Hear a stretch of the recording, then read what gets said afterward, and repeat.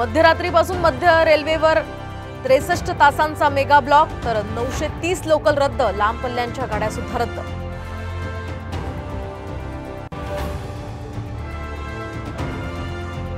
एकीकडे लोकलचा mega block तर दुसरीकडे बेस्टची पर्यायी व्यवस्था. प्रवाशांसाठी आता अतिरिक्त बसेसची सोय.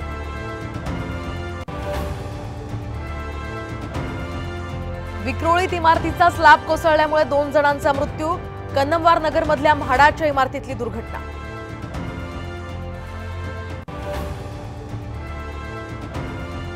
पुण्याच्या हिंजवडी आयटी पार्कमधील तब्बल 37 कंपन्यांचं राज्याबाहेर स्थलांतर. वाहतूक कोंडीमुळे स्थलांतराचा निर्णय.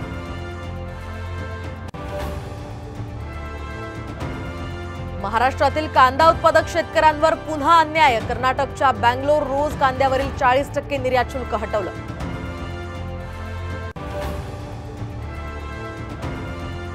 आणि राज्यात आचारसंहिता शिथिल होणार नाही. नवी लोकसभा स्थापन झाल्यावरच शिथिलता. निवडणूक आयोगानं केलं स्पष्ट.